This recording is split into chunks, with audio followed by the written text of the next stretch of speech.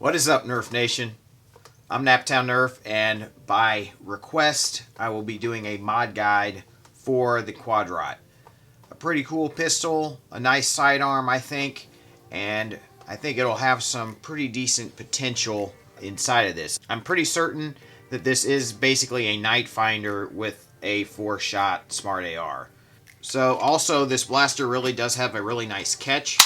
You can tell like it just clicks in there really nicely. It should have a pretty deep catch, it seems like. So that's nice. So it should be able to hold up to a pretty good spring load. So let's go ahead and crack this thing open and see what we're working with. Evidently we've transferred all the goods into the other side. Alright, so got everything transferred back over to the correct side. For some reason it's stuck in that side.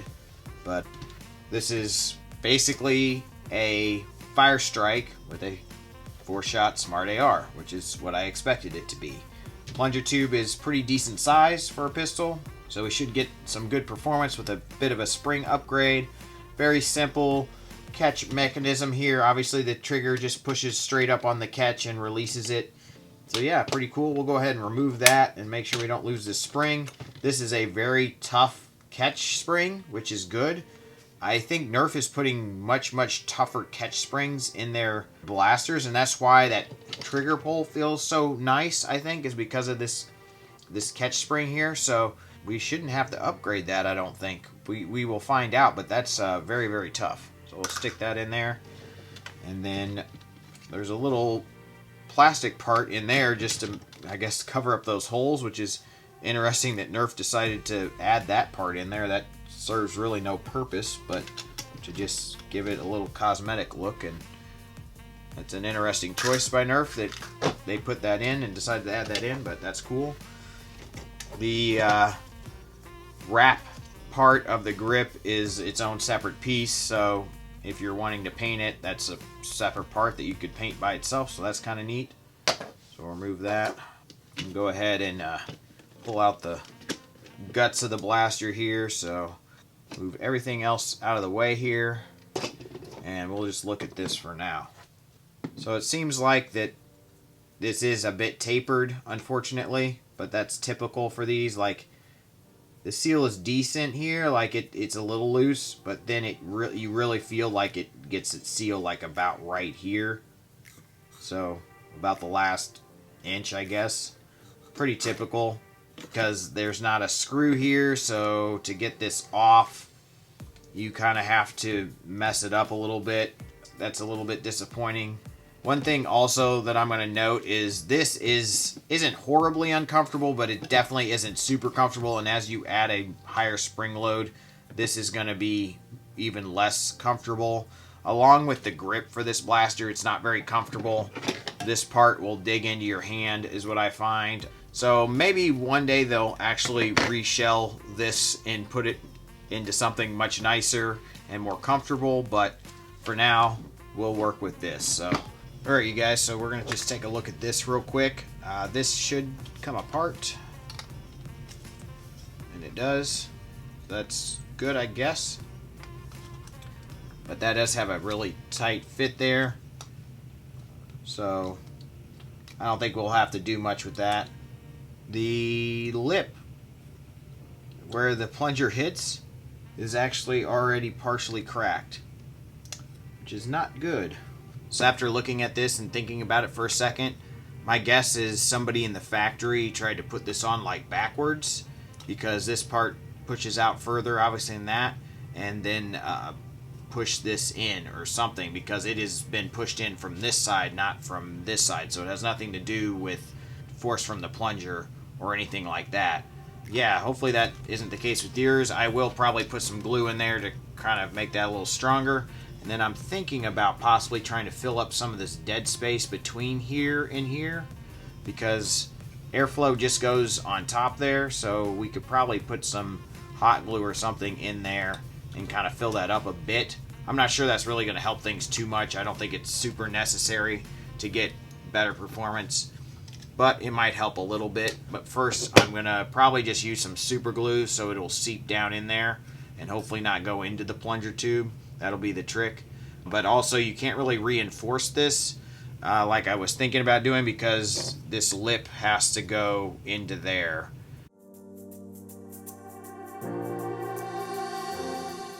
Alright, so I got some super glue in there, so I think that's going to help things a little bit.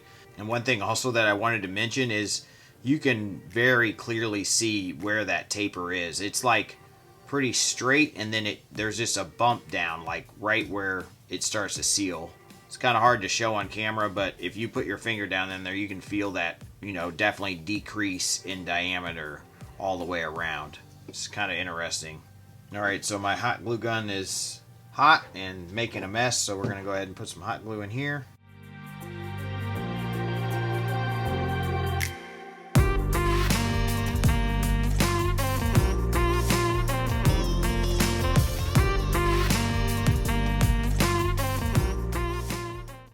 Try not to block any of the airflow. You just want to give yourself a nice little ramp there. Alright, so at least we can say, if nothing else, we did a little bit more than just a simple spring replacement. I think that will help a little bit, take out that dead space in the bottom. And our airflow should just hopefully flow smoothly straight over the top there. Also should help out a little bit with the strength on that bottom part. That should be good, and let's figure out our spring load now.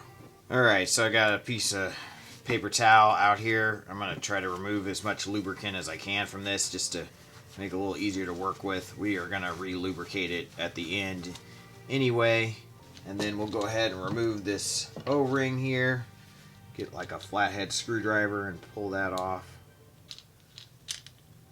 And it comes off pretty easy.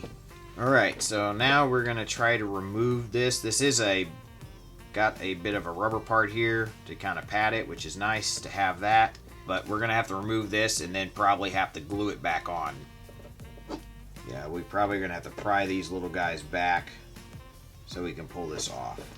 Alright, so I was finally able to pry those back enough so I could just kind of pull it off there. So that's good. It's way harder than it should be, but it is what it is. So, and this is our spring, and it looks like your standard strong arm fire strike spring, I do believe. From what I remember, it's been a while, but pretty short. Let's see, how much compression do we need here? So there it is. So you're actually between this plunger head here and where the spring is resting. That's how much compression you have to have. And that's almost probably full compression. So let's see what we can find that will work for this. This is an Apollo spring, I do believe, if I'm not mistaken. And I think this could work really nicely. And I'm hoping that it will give us enough compression to catch. I also have some K26 because I know that's seems to be everybody's favorite thing to put in a blaster these days. And I think it could possibly work too. Diameter wise, looks pretty good, and I'm sure this can be cut down to a length at some point to get enough compression to catch. Now the question is, how much of that can you use? And probably it looks like it would be close to the same length as a stock spring. You probably want it to be at least that long so you don't have the spring rattling around. And in my opinion, if you have to cut down the K26 so much where the spring rattles, then you shouldn't be using a K26. That's just my opinion. I'll go ahead and try to jury rig it here and see if this works. So I'll just try to hold it and then compress this to see if it will catch. So that looks like it should get enough compression to catch. It's going to be really, really powerful. I think that Apollo spring is going to be pretty awesome. That would give us plenty of power, I do believe.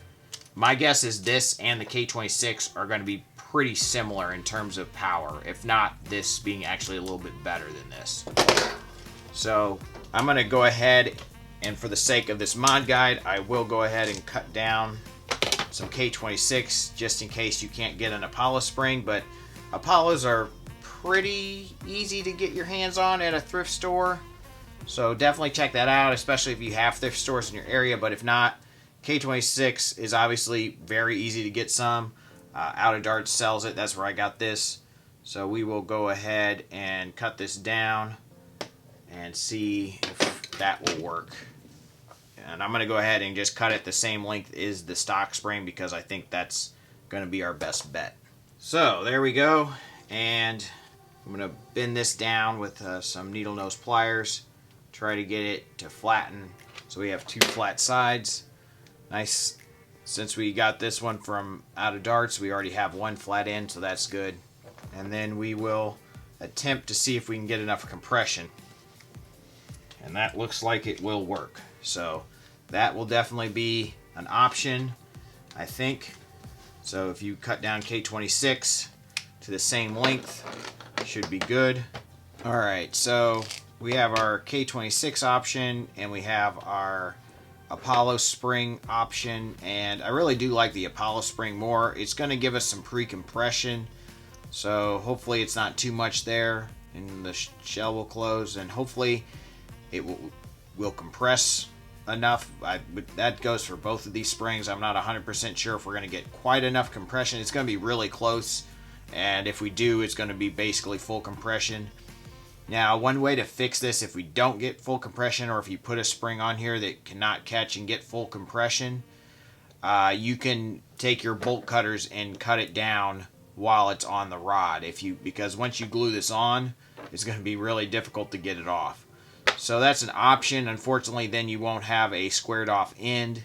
So I'd recommend probably cutting off the end closer to where the plate is, and not towards the plunger head, because it's nice to have a flat surface against that plunger head, and it's also nice obviously to have it somewhat flat against the spring rest plate there, but if not, we can cut that down, whichever spring you go with. Or if it's just too much of a spring load, you can cut it down some. Now obviously when you go with a K26, you can't cut this down a ton or it's going to start rattling. We want to prep this before we do glue it on. So we'll do that first. We'll sand this down. We'll sand the inside of this down. And then we'll use some 2-part epoxy to glue that on. And then you could also fill in this area with hot glue and then put a pad on top. Or you can just try to put the pad that comes with it back in. So I'm not sure what I'm going to do there. It's going to depend on how this glue goes. But if you get a lot of glue in there of the epoxy to try to secure this, that other rubber part might not go back in.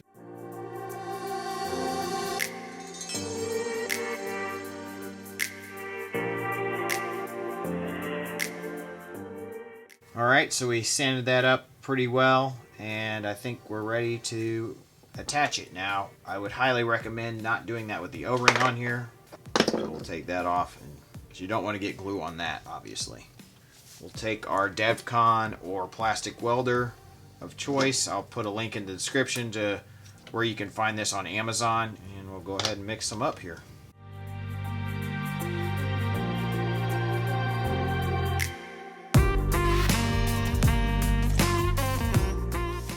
Alright, don't forget to make sure you have your catch on and it's facing the right direction.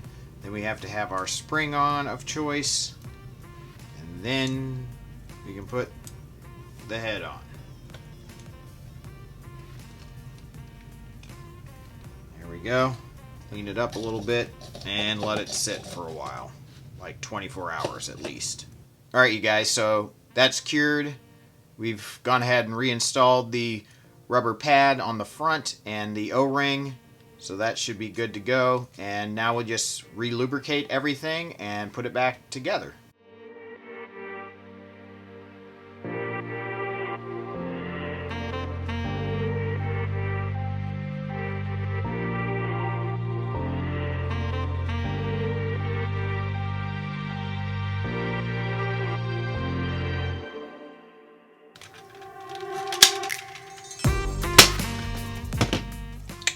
Alright you guys, let's see what this thing is doing over the chronograph. We'll go ahead and start out with some Zombie Strike darts, because that's what the blaster comes with. Catch is really nice. Prime is hard, but not too bad. So let's go ahead and see what we get.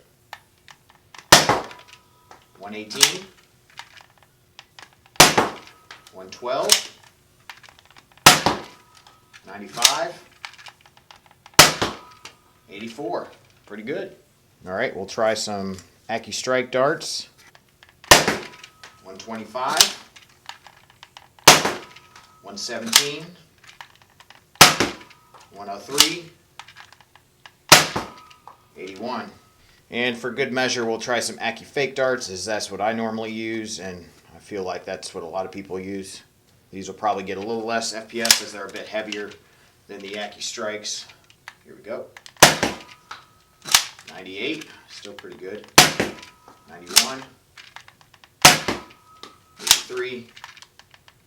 I think I hit the chronograph on that one possibly. Got to raise that up with that bottom shot, but 73, still pretty darn good. Obviously, yeah, you're going to lose some FPS as it goes down that smart AR, but really, really impressive numbers. The prime is nice. The catch is still really solid. Didn't have to upgrade the catch spring at all. And yeah, I think that's a solid pistol, you guys. I'm very, very impressed. So hopefully this mod guide helped you. If you wanted to, you could add brass to these barrels, but I honestly wouldn't recommend it because it's not going to gain as much FPS as it will hurt you in terms of speed of reloading. You'll probably have to do a twist fit, and honestly on the field that's just super unpractical and will probably get you killed. The thing that's great about this blaster is you have a shot or multiple shots ready, and you can load in whatever barrel is open while you're still primed and ready to fire at your opponent. So pretty impressed with this thing. Not a bad blaster at all. Hopefully they'll reshell this into something that's a little bit more comfortable. That's really the only downside to this, but it's really not terrible. And if you don't care about cosmetics, obviously you could put some epoxy putty around this, make it a little bit more comfortable, maybe do something with the grip. So thank you guys so much for watching. Hope you enjoyed this mod guide of the QUADROT. Please leave me a like. It really helps out the channel a lot. Don't forget to subscribe and ring that bell for notifications. And as always, guys, peace out.